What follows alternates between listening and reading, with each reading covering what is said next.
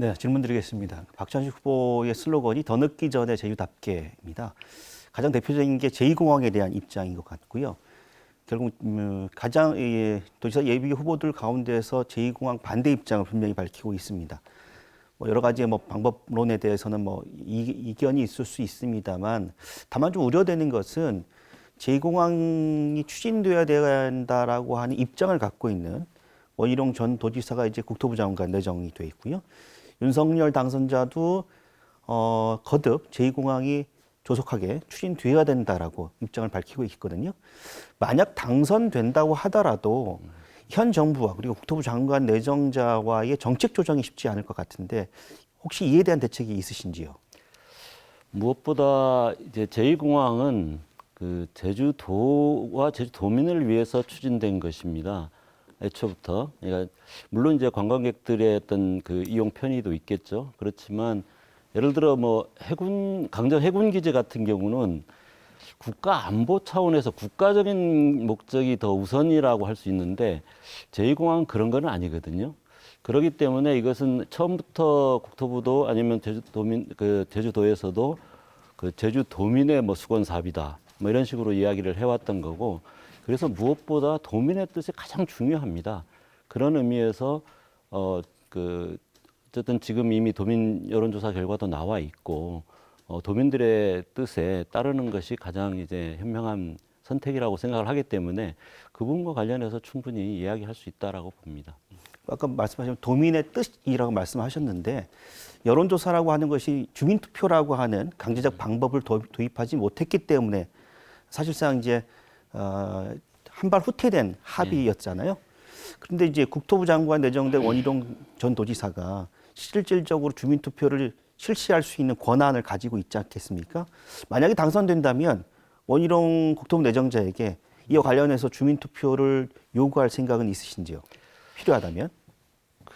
사실은 지난번 그 도민 의견 수렴 방법으로 주민투표도 얘기했고 또 이제 그 공론조사도 얘기했고 여론조사 여러 가지 방법들이 얘기됐는데 사실은 국토부가 주민투표는 절대로 안 된다. 그렇게 해서 이제 여론조사로 가게 됐던 거거든요. 그래서 지금 그 과정을 다시 반복한다는 것은 사실은 이게 뭐하게 얘기하면 일사부재리의 문제이기도 하고 네네. 또 다른 갈등을 부추기는 문제라고 생각을 합니다. 그래서 저는 더 이상 이렇게 제2공항을 추진해야 되느냐 말아야 되느냐라는 문제 가지고 또 그 과정을 다시 반복하는 것은 바람직하지 않다. 기본적으로 그렇게 생각을 합니다. 네. 예, 이 문제와 관련해서 다른 패널 분들 추가 질문이나 의견 없으신가요? 제가 제2공항은 단순한 공항의 문제는 아닌 것 같고요. 조금 전에 말씀하신 맥락에서 본다 그러면 어떤 관점에서 바라보는가의 문제인 것 같습니다. 그러니까 박 후보께서는 도민을 위한 공항, 도민의 생활에 기반이 되는 공항으로 바라보시는 반면에 중앙부처에서는 아무래도 우리 관광 수용의 어떤 그 확대 또 어떻게 보면 좀 개발에 포커스를 둔 면도 있는 것 같고요. 그런 측면에서 제2공항을 어떤 관점에서 우리가 좀 들여다보는가에 따라 상당히 또 의견이 달라질 것 같습니다. 그런 부분에 대한 환경 수용 능력이랄까요? 그런 관점에서 어떤 식으로 좀 해결책을 찾고 계신지라는 걸 좀 여쭤보고 싶고요. 또 하나는 이게 공약 중에 재밌는 게 그냥 제2공항이라는 명칭 대신 이제 그 4.3 평화국제공항이라는 명칭을 붙여졌는데 어떻게 보면 좀 이게 생뚱맞은 느낌도 드는데 거기에 대한 어떤 배경이랄까 이유도 좀 설명같이 들었으면 좋겠습니다. 예, 먼저 사실은 이제 그 제2공항은 아까 말씀하셨듯이 이게 단순히 그냥 일반 그 관광시설과 같은 하나의 고립된 시설의 문제가 아니라 이것은 더 많은 관광객을 수용하기 위한 받아들이기 위한 시설이고 또 거기에 따라서 연쇄적으로 예를 들어 도로도 늘려야 되고 그 다음에 이제 관련된 휴양시설이라든가 갖가지 시설도 늘려야 되는 이런 문제, 그러니까 파급 효과가 굉장히 큰 문제다 이렇게 말씀드릴 수 있을 것 같고요. 그래서 이것은 제주의 어떤 백년 대계의 문제로서 바라봐야 된다. 공항 한번 지어지면 몇십 년 안에 해체되거나 그럴 수는 없는 거 아니겠습니까? 그런데 저희들도 애초부터도 과연 제주도가 어느 정도의 관광객을 받아들이는 것이 적정하냐라고 하는 이 부분의 얘기가 먼저 되고 그런 다음에 얼마 정도의 그런 확충이 필요하냐, 또 거기에 따라서 그 확충의 적절한 방법은 뭐냐, 이렇게 논의가 되는 게 바람직한 것이었습니다. 그리고 그걸 저희들 계속 요구를 했었고요. 그런데 그 앞부분을 계속 이제 단순 수요 예측으로 대체를 해버렸거든요. 그러면 그게 제주도에 바람직하지 않은지 이런 게 전혀 없는 겁니다. 그래서 저는 이제 지난번 지방선거에서도 우리 고은영 후보가 다른 후보들에게 어느 정도의 관광객이 제주도가 수용할 수 있는 한계라고 보느냐라는 질문을 던진 적이 있습니다. 근데 그때도 이제 대부분의 분들은 한 2천만 정도를 얘기를 하셨습니다. 관광객 2천만이면 공항 이용객으로 하면 4천만인데 그 정도 규모면 저는 사실은 이미 현 공항을 확장하는 걸로 충분하고도 남는다라는 게 이제 저는 그 부분에 대해서는 충분한 기술적인 여러 가지 수많은 사례들을 이제 봤기 때문에 확신을 하고요. 근데 이제 과연 그 정도까지 늘리는 것조차도 저는 제주도에 정말 바람직한 거냐, 그게 적정 규모냐.